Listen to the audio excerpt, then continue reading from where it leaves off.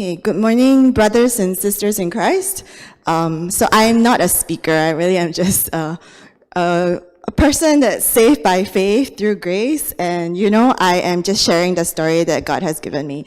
So when I was asked will I be willing to come up and preach on this topic, I said that's not my role in the church, and so that's why I invited Brother JF, who has blessed us, and I think in the last 2 weeks he has said a lot more than I can really say a lot about many things. But today I'm here to share my story. It is actually something that I've never really shared because nobody has really ever asked. So this is really something quite new, and hopefully you will be blessed by seeing the glimpse of how amazing our God truly is, okay, and how He has really been so gracious to me and my family. So here, I'm trying to toggle a few things. Okay, wait, give me a second. Okay, so I titled this sharing lessons from Andrew, and Andrew is my brother, and I'll share a little bit how this title came about as well. So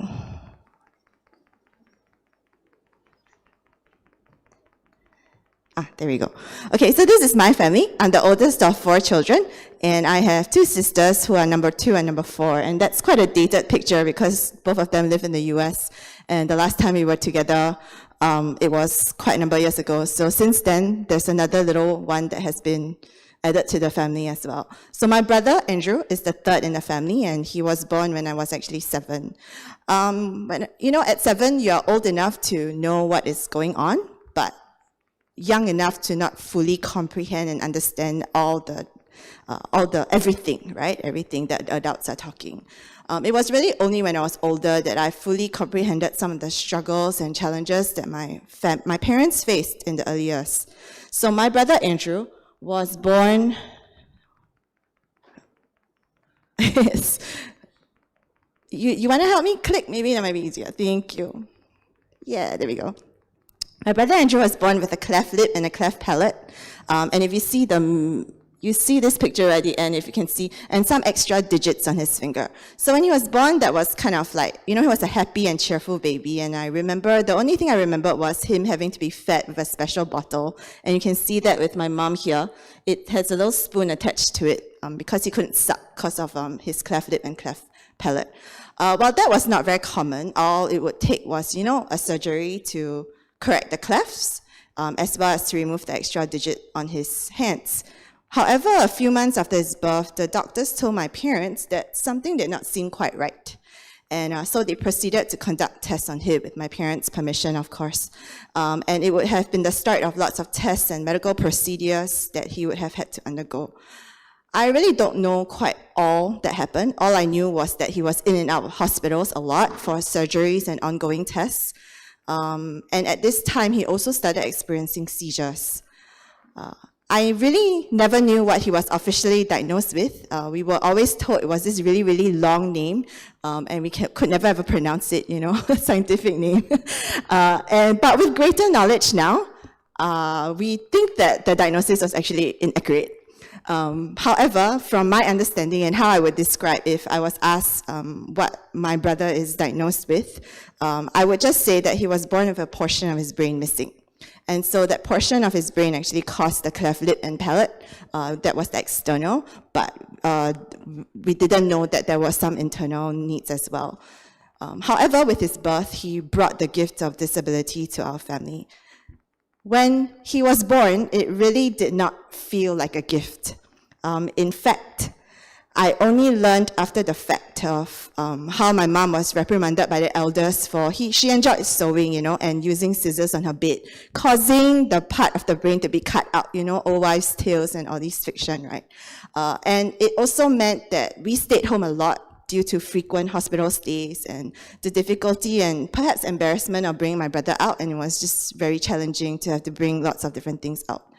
However, they gave us really lots of time to spend indoors as a family, and my parents, by God's grace, always made me feel loved and cared for.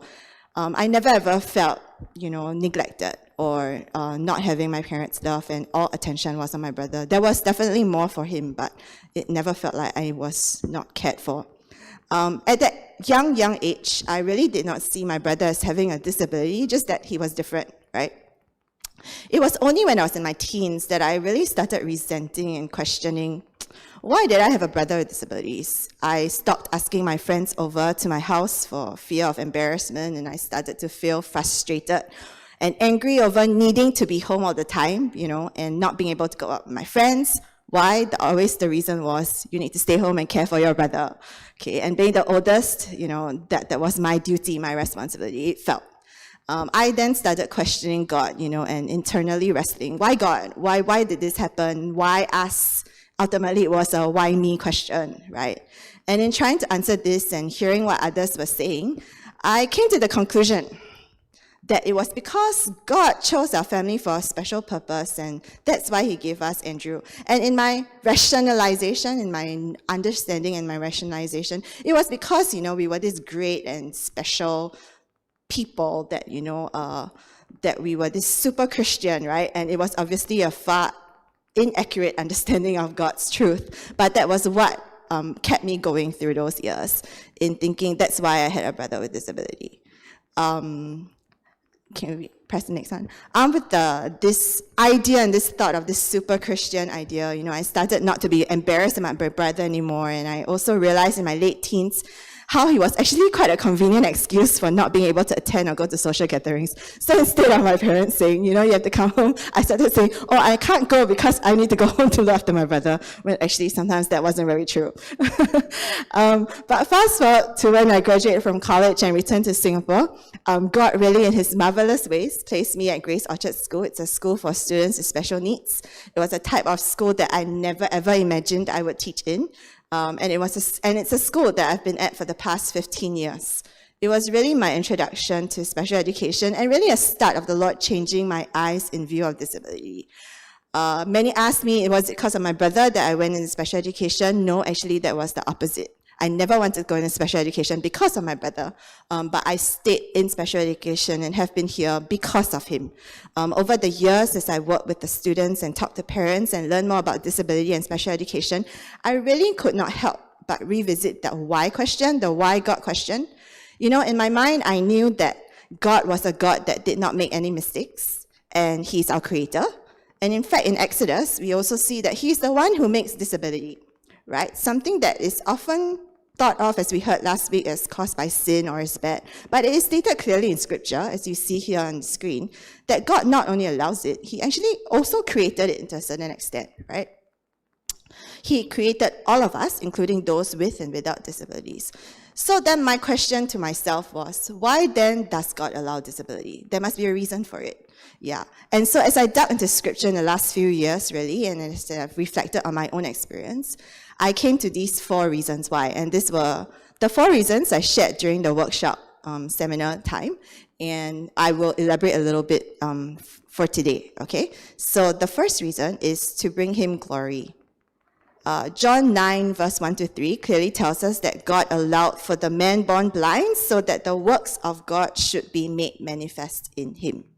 And in Mark chapter 2, verse 11-12, when Jesus healed the man that was lowered through the roof by his 4 friends, actually it's a very, very, very interesting thing to think about, especially we think about we're not the one with disabilities, but what did the 4 friends do? It's a really, really interesting passage to study because we are to be the 4 friends, right? So the man that was lowered through the roof by his 4 friends, the response of the people were that they glorified God. And let's press the next slide. Yes, I think, and then one more. Okay. So I remembered my ill-thought rationale of why I had a brother with disabilities. Remember that one where I said I thought I was this super Christian and hence I was given this awesome privilege? Well, how wrong and really self-centered I was in thinking that, because it really wasn't about me. It wasn't about my family. It was really about him. It was really about God, the one who gives us life. So the first conclusion I came to, the reason why God allows for disability is that to bring him glory. Okay, to bring him glory. Okay, number 2, it is to teach us to love. Now, this one was really a hard one for me and probably the biggest lesson that God needed to teach me and is still teaching me, and probably that's probably one of the reasons why God gave me my brother to continue learning this lesson. I tend to hang around and want to be friends with those who are more similar than me. And there is nothing very inherently wrong with that, just that if it is at the expense of shutting other people out or internally thinking, making judgments of others, right? And those who are, especially to me, not easy to love, I kind of shun, then that's not right, right? We see Jesus' example where he loved those whom others considered unlovable, right? He loved the harlot, the woman at the well, those who were sick with leprosy that everybody didn't want to be with, the beggars, the tax collectors, and the list could go on. And God's command is for us to love one another as he loved us. And it is only when we realize how much he loves us, dirty, wretched sinners, then we can love others, right?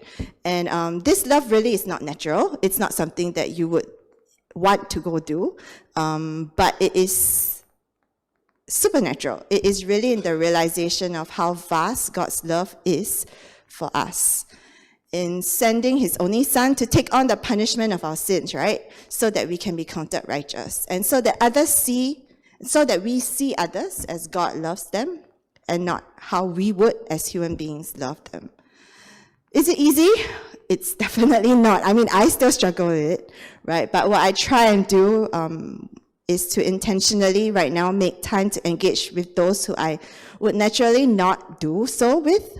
I'm doing that so that I can practice what it is to love others even when I don't feel like I can.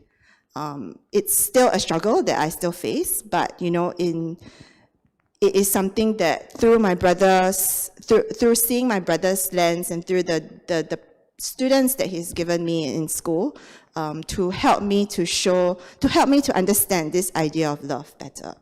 Okay, one other thing about love that we also want to think about is in 1 Corinthians chapter 12. We are actually given an illustration of really how the church is like a body, right?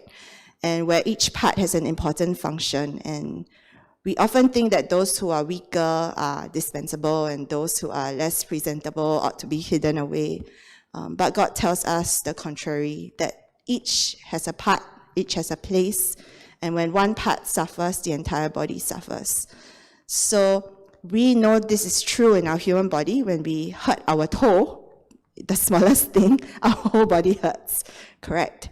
And that is true, but what about our church body? As God tells us to love one another, even more so, it needs to be demonstrated in the church body, right? So the question to ask ourselves, and the question I had to ask myself too, is how am I loving those whom God has given to us in our church body? You know that idea sometimes of me trying to shunning those that I don't really so-called easy to love, right? I mean, there are those people everywhere, including the church family, right? So, the church that I attend is a little bit larger, and there are a lot more people, a lot more personalities, a lot more people who I may feel not as connected to or not as, not like me. And so my tendency sometimes is to, let's just keep to the group that I'm comfortable with. But God has tried to open my eyes to see what about those people who are at the corners, those people who typically people are not wanting to talk to. They have an important function to play in the church as well. And as the church body, we are to love them, right? We are to rejoice with them. We are to suffer with them, and not just those who we like. And so that's been a challenge to me in learning to love others, not just outside of the church, but also within the church itself. So my brother really is my family, and just like I miss my parents when I'm away, I miss him too. It's a little harder because I can't even WhatsApp him, or video call him, because he's not going to really respond to me through those things. But one of the greatest ways he communicates is really in showing his love. And so not only has the Lord opened my eyes to teach me how to love through giving me my brother, someone who is different, very, very different from me, but he also has taught me to love through the act of my brother himself, right? He really, when I think about it and I was preparing for this, I realized how much he truly loves in the way that's described in 1 Corinthians 13. He really gives the best hugs and always has a smile on his face when he sees me, except when I'm leaving the house and he cannot go with me. Then he gets a little bit grumpy. But, he really loves without envying, without being arrogant. He really doesn't insist on his own way, and he's the most patient and kind person and hardly ever irritable or kind. And Auntie Anita can testify to that, so because she knows my family and she knows my brother. He's really just the most patient and kind person ever. And I think, if you would talk about a demonstration of 1 Corinthians 13 love, he really demonstrates and exemplifies it in his way. So first is really to, the first reason I came up with in terms of how the Lord has taught me why he has given and allowed for disability is to bring him glory. The second is to teach us to love. And the third one is to grow our faith. We live by faith and not by sight as Christians and as followers of Jesus. And when we think about faith, faith being the assurance of things hoped for and the substance of things not seen. But then oftentimes we tend to measure and view things through our human eyes. We always revert back to the what can be seen instead of, faith. And through it, we will often fail to understand and comprehend because we simply can't. God wants to help us, though, to understand how big he truly is and how finite we truly are. And he wants to mold us, right? So that we can be more like him. So that's why he allows us to go through sufferings and trials to test the genuineness of our faith. One of the illustrations that stuck with me in terms of, with regards to this idea of being tested, the testing of our genuineness of our faith, is the illustration of, I don't know if you have heard of it before, but if you think of sufferings and trials as hot water, and ourselves and our lives as tea bags, right? What happens when you put the tea bag into hot water? It reveals the contents in it, right? So if it's mint leaves in that tea bag, it's going to give you mint tea. If it's chrysanthemum flowers in the tea bag, it's going to give you chrysanthemum tea, right? If you want green tea and you put in a black tea bag, you are definitely not going to get green tea, okay? And so if we think about that, it is in that suffering, in that trial, in that hot water situation, if you think, it reveals what's inside of us, what we truly believe, what our faith is like, and instead of what we see by sight, right? And that's one of the reasons why God continues to give us sufferings and trials, right? To test the genuineness of our faith. One of the reasons, I would say, okay. If I were to ask us to raise our hands if any of us have ever experienced suffering in this life, I don't think anyone would have their hands down, right? However, the extent of suffering can be small, can be large, it can be short, it can be prolonged. And I like what Elizabeth Elliot defines suffering as. She defines it as suffering is having what you don't want, or wanting what you don't have. Not yet. No, very good. Yeah. I looked at you, that's why. Sorry. Yeah, so think about it, okay? Let me repeat her definition of suffering. Suffering is having what you don't want or wanting what you don't have. Okay? When we are suffering, at the point of suffering, it often seems that it's impossible to humanly bear. But yet it is through suffering that we actually get to taste God's goodness and faithfulness, isn't it? Right? It is through those times. And it is through those times we really realize how weak we truly are. And that's when God shows us his strength, right? My parents, because they're not here, are humans just like any of us, so I can talk about them. They have made mistakes and they have grumbled at God, and I've seen the struggles that they have faced. But yet, through each tough time, I really have seen how their faith in God has grown. Why? Because they have tasted, they have experienced what it means that his grace is sufficient. Sufficient for that trial, sufficient for that suffering. And despite all the struggles and challenges and grief, and this grief is a cycle, there will be times when it comes back up again. One of the hardest times I remember my mom sharing with me was when his friends at his age were going to NS, because she knew that it hit her that her son will never get to go to NS, right? And so there are cycles of grief that they will go through. And there are challenges, just like we heard JF sharing last week too, right? That there are tough days. But they have never neglected to love all their children and provided for us. all four of us. They have never demanded from us to care for my brother, right? They have never stood in the way of our plans and our desires. That's why both my sisters are in the US, and I'm the only one here. They have never prevented me from doing what the Lord has called me to do, whether it is going overseas to study or doing any other thing that, they know that is God's will for me.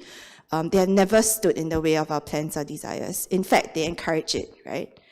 Then I asked, where does their strength come from? And the only conclusion I could think of is really that it comes from God alone.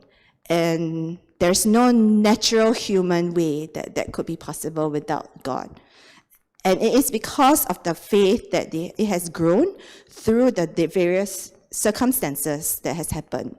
You think about it, my parents are both retirees in a sense, retiree age, but they don't get to experience retiree life, where they get to, do things all on their own, because they have they have a son to continue to care for, a son who needs who needs help just to feed himself, just to change, just to shower, and a son who will always constantly need their care, right? It's full-time care. But have they grumbled about it? No, they have never griped about it, and they just take each day in stride, knowing that God will provide every single way, every single strength that they will need. Okay, and number 4. Another reason why God has probably given us people with disabilities to give us hope. In Romans 5, chapter 3-5, it says, suffering produces endurance, endurance produces character, character produces hope. This was a tough verse for me to understand until I was studying it last year really, really deeply. And I realized, while we cannot understand why God allows for different people to experience different trials or types of suffering, right? And interestingly, in our human minds, we tend to categorize, this is a category of more suffering, it's harder, than this category of suffering is less hard. But suffering to everybody is suffering, right? And there really isn't any kind of category, because a similar suffering for person A may be even harder for person B, and we really don't know, right? I know that God allows those things to happen, though, for our good, right? And in our good is His desire to make us more like Him, not our good in terms of having a good life, not our good in terms of having a comfortable life. Our good is so that we can be more like Him. So a few years ago, my care group at church was doing a Bible study, and we were discussing this idea of suffering. And while preparing for the Bible study, I remember thinking about, what are the things that I have suffered? And I really had a hard time thinking of a thing that I could say I really suffered for, right? And then I thought about, if it was the world viewing what I've been through in terms of my life, perhaps one thing they would say about suffering was that I had a brother with disability, okay, and that having a brother with disability is a suffering or a trial. And what was interesting was that I didn't think that was a suffering or a trial in my mind, but I didn't say it to anyone. And during the Bible study, my mom actually said the same thing. She actually said, that she actually shared that how the world may think that having a son with disability is a suffering or a trial, but to her it wasn't a suffering or a trial. And this is after having emerged from many, many years of so-called supposed suffering and trial.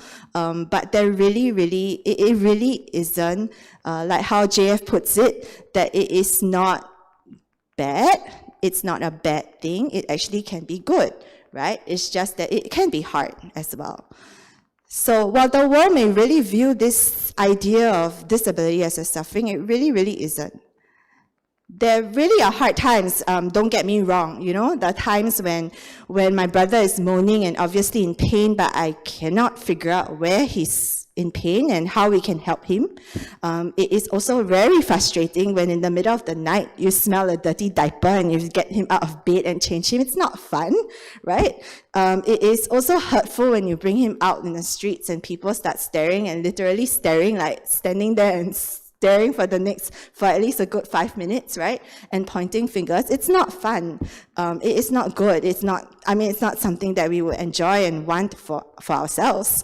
But yet to us, really, as a family, I can truly say he really is not a suffering. He really is not a trial. He's really a gift through which God has allowed us to see his goodness, his faithfulness, and his all-sufficient grace.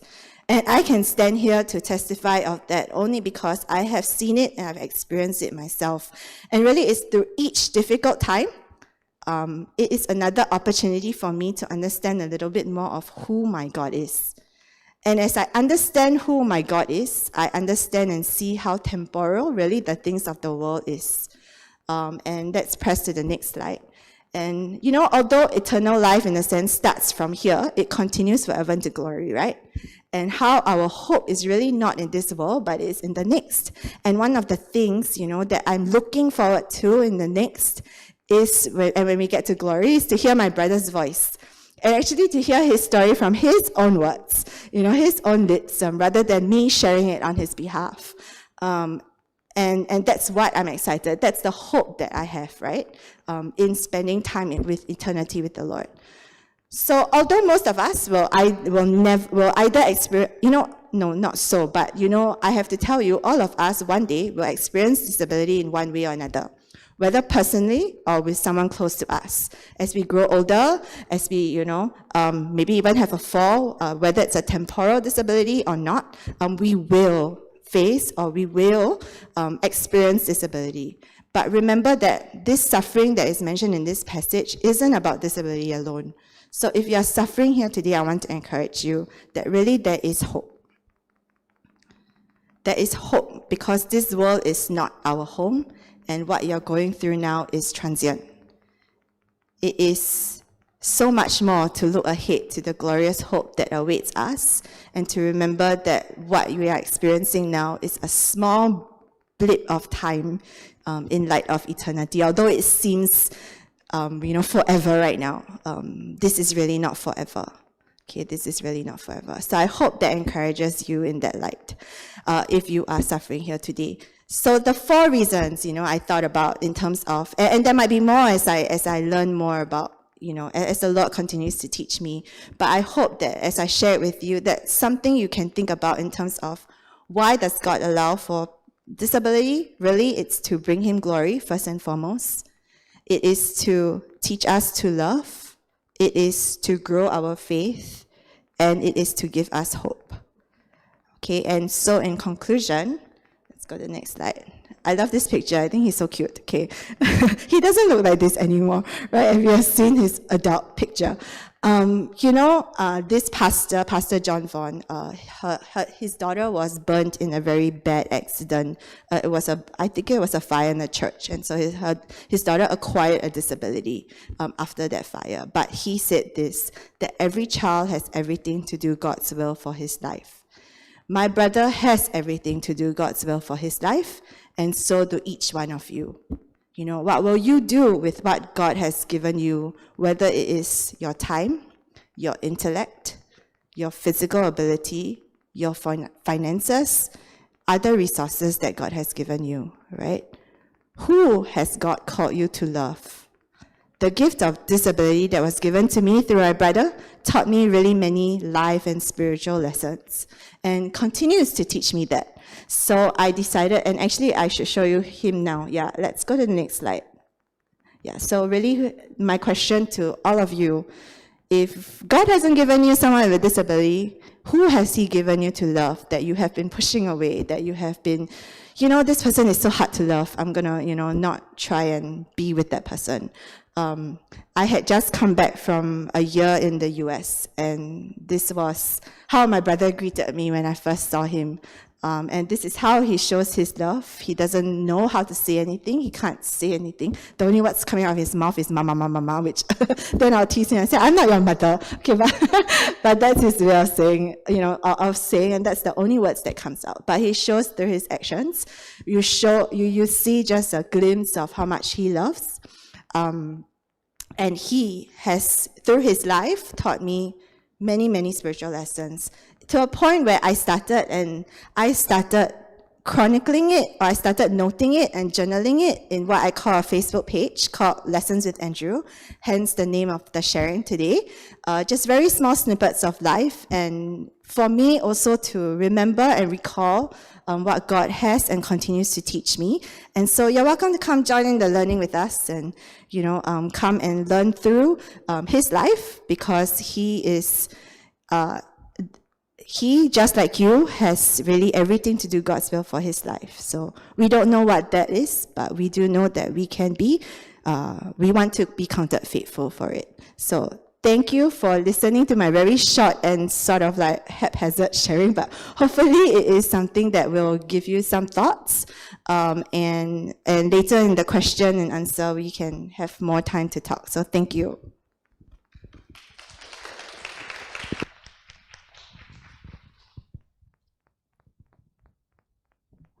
Thank you, Esther. That was very encouraging to listen to. Hi, if you don't know me already, my name is Yong Lun. I've been in this church for many years. Okay, he's working. Okay, I don't know any. Actually, maybe you go to the next slide. Oh, I can do it. Okay.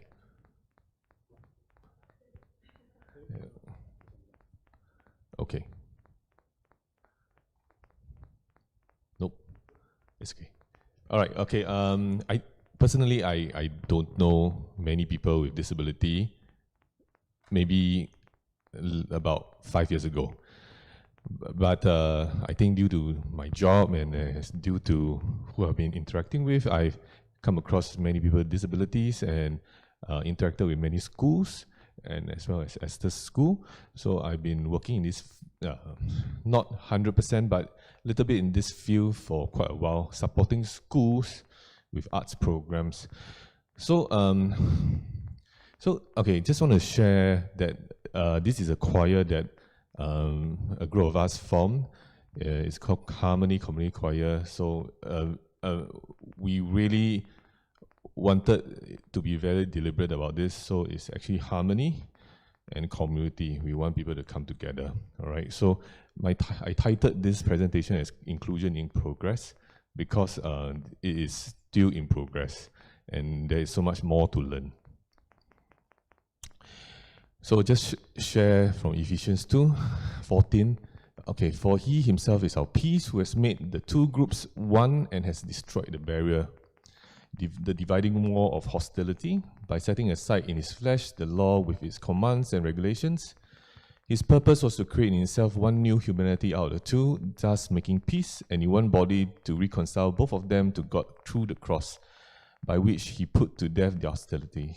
He came and preached peace to you who were far away and peace to those who were near. For through him we have access, and this is very important, access to the Father by one Spirit. So consequently, you are no longer foreigners and strangers, but fellow citizens with God's people and also members of his household. Okay, let's move on first. Okay, so I just want to introduce you a term maybe not all of you are familiar with, but in the disability sector, it's called the post-18 cliff. It can be post-18 in Singapore, but in other countries, it could be called the disability cliff. For the obvious reason is that when a child, and I say when child, I mean goes to school, and Singapore has compulsory education, which is great. So from school, when you transit to adulthood, there will be a cliff where a lot of services that are being provided in school will cease to exist. And so actually, there's nothing much for them. So I actually took from the Parliament, Denise Pua, she actually says that for education, there's this cliff effect phenomenon for SPED students. SPED means special education. It's well known. It refers to how services for SPED students drop to little or nothing after formal schooling. And also, there's one more point that I have learned from the parents is when you're kids, right, you're very cute. Okay, you want to help, right? You want to help cute kids, right? But when they grow older, that's not the same.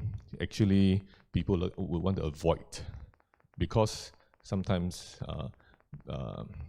for some of my choir members, they'll hit their head on the floor, or there will be bruises of blood here and there.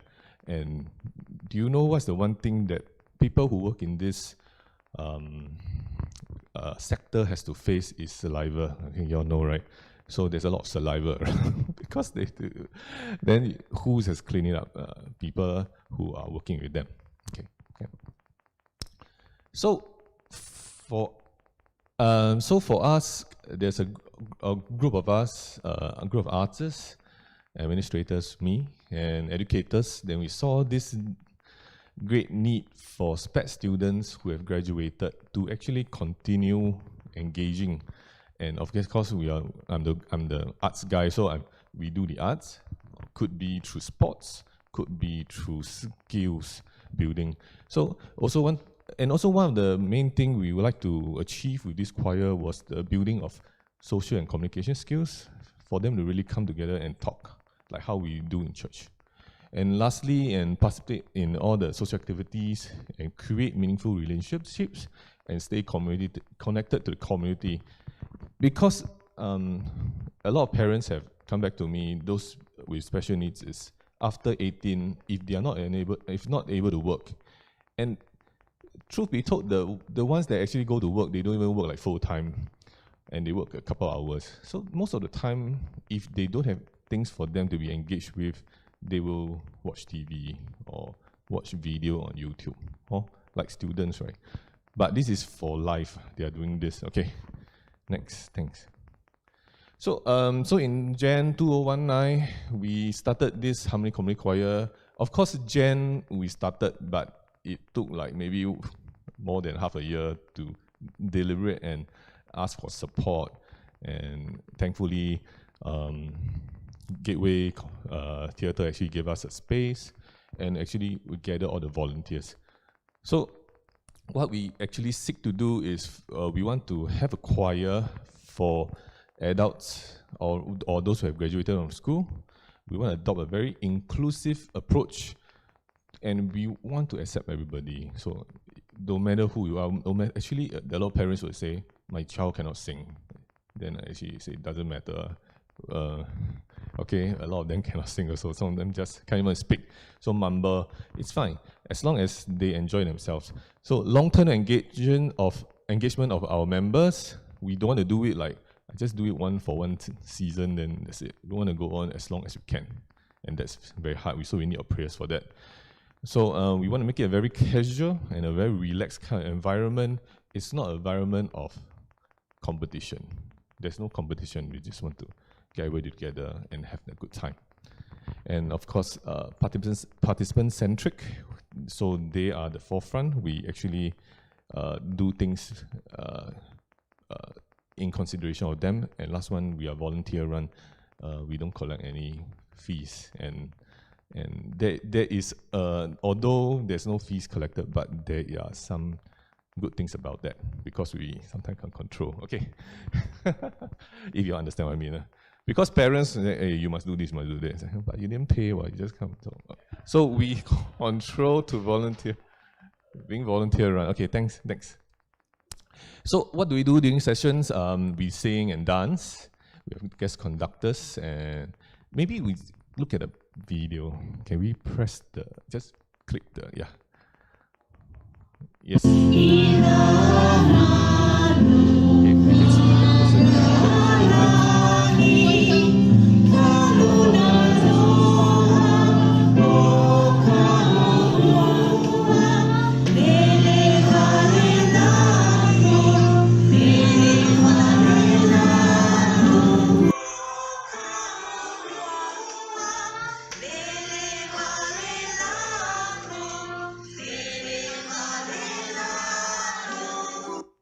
This is quite nice, right? It's a Hawaiian children's folk song. Okay, and we had a guest dancer who does hula. So we'll get these people to come in to engage. Okay, and secondly, I just come chats lah. So it's really for communication and socialization. So every time when in our choir, we find opportunities for them to speak among themselves, because when we just sing, there is no interaction. So much so that until now, these days, I think the choir members have been, they talk a lot. If before I start, they will keep talking and then we train them to ask this question. See, we ask them. You can ask, "What have you eaten? What do you eat? What do you do?" And things like that. So they have been learning how to communicate because people with autism, and there's quite a few of them there. Communication is not easy for them, and we make eye contact, which I also don't know whether it's necessary, but it's not as natural for us as like for us. Okay, and we get them to talk about. We got to do presentation, must do homework, and they'll talk about. Nowadays we are talking about your favorite place. So they talk about their place and where they like to go. Usually it's cinema. They want to watch movie and all that. And the last one is hone their musical skills. So we actually do exercises on music, harmony, rhythm, solfege, and their pitching. Next. Okay, so after 6 months of, we only learned 2 songs in 6 months, and this is not like a normal choir where of course you can do one session. This one you have to constantly work on it, and this is the first performance after 6 months. Prior to that, we didn't want them to go out and perform. So this is Gateway's anniversary. Maybe you can click. It's a video also. As you can see, the quality of dancing and singing is not what we imagine. You see,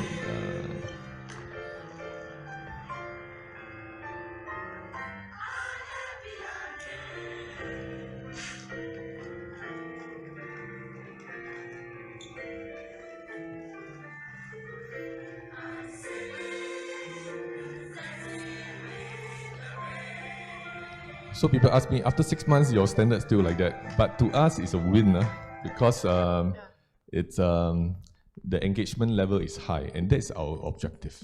All right, next please. So I just want to share a few of the things that we have learned, because since 2019 January to now, so regarding commitment, and this one I think we all can learn, which is everybody has their seasons. So during this season, they feel, oh, I'm on fire, I want to do a lot of things. And after that, they like, maybe I want to take a break. So, as if you are the organizer, how will you feel? I will feel, like that kind of thing, right? But after, this is also an opportunity for me to learn what God has put me into this position, and also always to give somebody the opportunity to return in a loving way. It's maybe this time you really can't commit. It's okay. It's always open, and you can always come back. And people have gone and come back, and they don't feel pressured to stay here. Sometimes it's good. Okay, the next one is, secondly, the inclusion is actually takes a lot of effort, actually. So among our leaders in the choir, which actually have changed also, it's okay. But leaders, we also always want to constantly remind, say, hey, what is the original intention?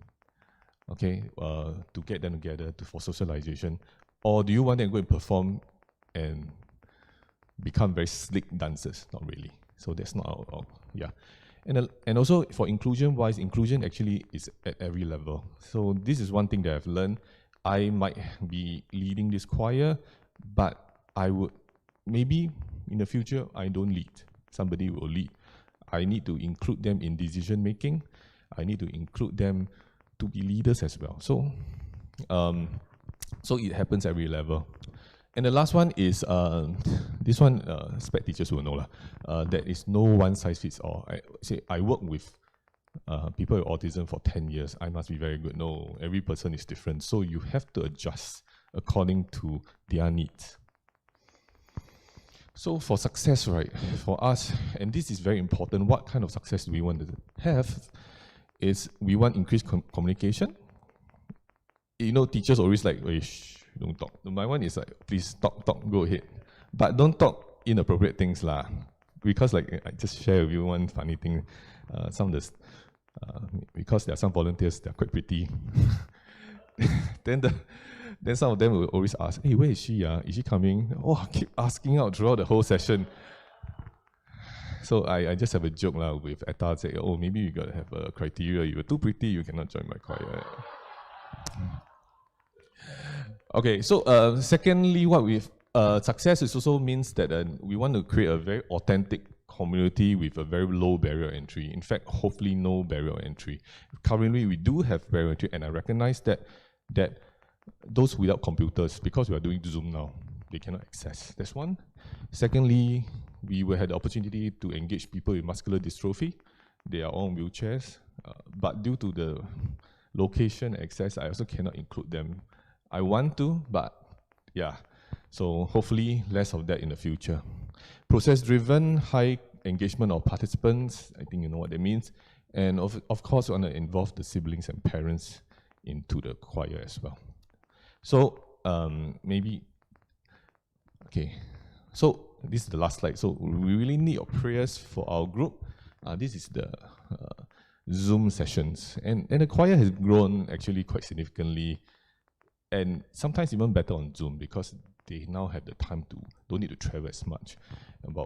Sometimes good days we have 30 to 40 people. So usually about 20 plus people. And so we really need God's strength to sustain this because we do see the value in this and the uniqueness of such a group in Singapore, and of course to show others how we can do things like that as well. And because of COVID-19, we are unable to meet, so we need God's guidance on next steps, okay? I think everybody does need that guidance. And of course, last one, we really want volunteers to come and help engage and lead. You don't know how to do this, it doesn't matter, because I also don't know, so I just try. Okay, so knowing every individual, and that should be the way. Okay, okay, thank you.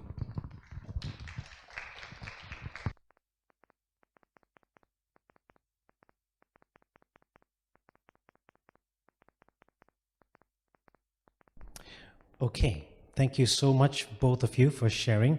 And we will spend a bit of time, okay, just to have some interaction, all right? So maybe I'll invite both of them again to come up, sit with me, and we will do the job interview that Yonglun was talking about. Okay, so yes, actually we have some questions already. Okay, and for those of you who are watching online, you can use the YouTube chat box if you want to ask any question, right? And from the floor here, if you have as well, you can ask, okay? But let me just ask one or two that I already have, and we can just talk, all right? So this is a talking session, all right? So maybe, and this question maybe I think both of you can answer. And the first question may be, how do we view or understand with regards to their salvation? Especially those who may not have the cognitive capacity to respond to the gospel. So what are your thoughts? Okay, I guess I'll start. I think two thoughts came to mind. First of all, we've been talking actually about the inclusivity of the gospel, right? But at the same time, we know that there's the exclusivity of the gospel, which means that there's only one way of salvation, right? And we know it is only by grace through faith. And that is the exclusivity of the gospel. And that is something that we are told as Christians to share and to share with others. So one idea that we have to remember is there is that part of the gospel, and it is our duty to be sharing that gospel. To whom? To all, including those with disabilities. And it is our job to communicate as best we can so that they understand. However, that's the other thing that I've been thinking about as well. It's the cognitive capacity and how much they understand or not. It's not our jobs. Ultimately, it is God who saves, and in any salvation testimony of ours here in this space, with or without disabilities, we know that God works in amazing ways, right? And we don't know how God chooses to save, and that is where we have to understand the idea of sometimes us with our finite mind trying to understand an infinite God, trying to put our minds and rationalize through a human experience how salvation could come about for different people, including those with very low cognitive abilities. But yet salvation is from God. And so it is not our jobs to understand or comprehend how a person can be saved, including these with disabilities. Our job is to share and is to tell. And one of the most effective ways to share and tell is through our actions, isn't it? Through showing the love of the gospel. And that's one of the most effective ways. Then the saving and what happens, it's really us praying that the Lord will work in these people's hearts. And that's what I feel that, sometimes we try and be God. We try and be God. And that's when that complication comes about, when we really cannot fully understand the mysteries of God. And so we should just be faithful with what we have been given. And how can we do it best? How can we do it better for the people who may not understand what we are saying verbally, whether it is with disabilities or even, those people who we meet who don't speak our language, right? It's the same thing. Like, we can't communicate with them the gospel through words. How else do we then communicate the gospel? Yeah, that's my thoughts. Thank you. Any additional thoughts, Yono? You said most of it, but I think through actions and through how you lead your life, it will show the glory of God. So maybe we bear that in mind, and leave the rest to Him. Thank you. Let's move on to the second one, and that is for those of us who may not have children or siblings with disabilities. How do we inculcate or develop a heart or empathy for them or even their family members? For those of us who may not have children or siblings with disabilities, how do we inculcate a heart or how do we inculcate empathy towards them or even their family members? Actually, I still don't understand. It's hard not to have empathy sometimes, So maybe I think very practical tips is really to get involved in this sector, and you will see. And be included in the conversation. I think Singapore has this conversation that's ongoing, and the access to this conversation is actually quite there, so we can actually access this. So that's what I feel.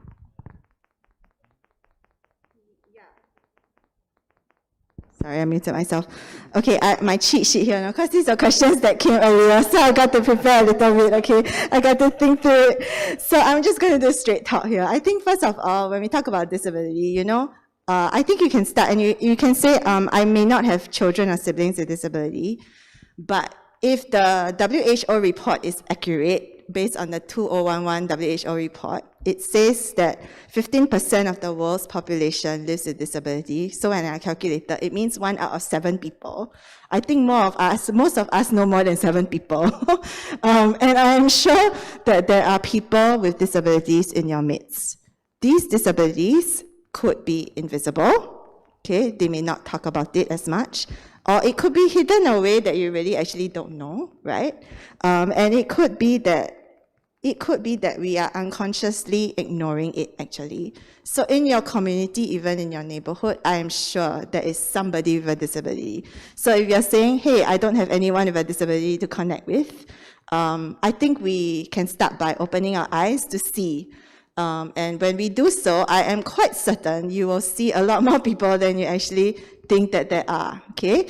That's one thing. I think the other question, though, with this question, is this question of inculcating empathy. So empathy, definition based on the dictionary, is that it is the ability to understand and share the feelings of another. It doesn't require someone with disability to learn empathy. Actually, you just look within your family, and when you have a disagreement, are you practicing empathy? And that's a very good way to start practicing empathy. You really don't need someone with disability. Okay, so empathy really happens when you're willing to listen who you may otherwise not want to listen to, right? Or otherwise not hang around with. And so this idea is a little bit we just have to be careful, because sometimes with the disability space, empathy could be translated or actually be disguising the idea of pity if we dig a little bit deeper. And pity is really not something. Pity is saying that, oh, you poor thing, and we forget the idea that, hey, God made him this way for a reason. And remember, he has everything he has to do God's will for his life. And that's forgetting that. So we have to be careful that we don't move from empathy, covering a little bit of that pity, that we may get entangled.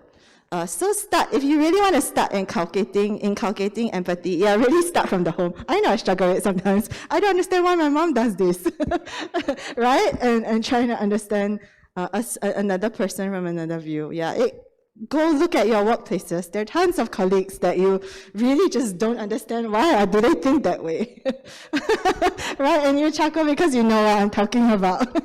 Yeah. Yeah, so I think, in other words, I think the simple practical application to this question is, well, come join us, right?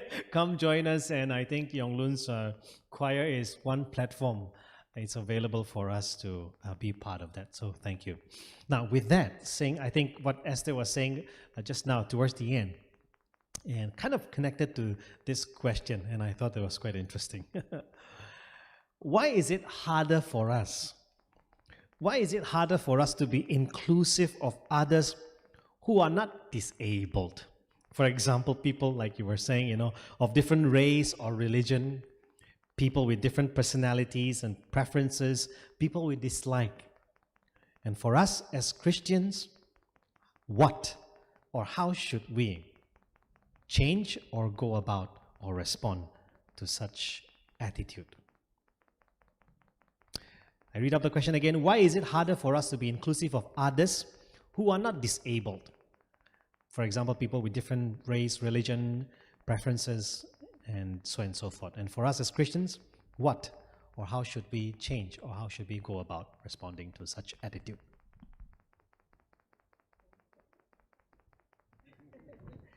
Although the next 2 Sundays, you will, yeah, precursor. What? What were you saying? Next 2 Sundays, you maybe got a better, clearer idea because of who's going to share lah. So yeah. That's right. Okay, I think really the basic reason is because we are too full of ourselves lah. Okay, it is because we think too highly of ourselves, and we think we have this superiority complex, that we think that we are better than these people, and hence we feel that, hey, because I'm superior, they are beneath me. Okay, go and examine yourselves. Really, I was thinking about it too, and I think it really stems from that. I think it stems from a false view of ourselves and who we truly are. So when we truly understand who we are in the sight of God, that, we have so much privileges here in Singapore, and I think that's what makes it worse. That first of all, if you think about it, none of us here are actually Jews, right? So first of all, we are not even like the chosen race, okay? But yet God chose to save us, and that's why we can be here as brothers and sisters in Christ, right? And it is not because of who we are, or how much we earn, how much we, how many good things that we do, that we are saved, but it is we are saved by grace through faith, in a mysterious way that we cannot understand why we are chosen. And when we think about it, it's nothing that we deserved. Then we think about it in light of how we interact with people.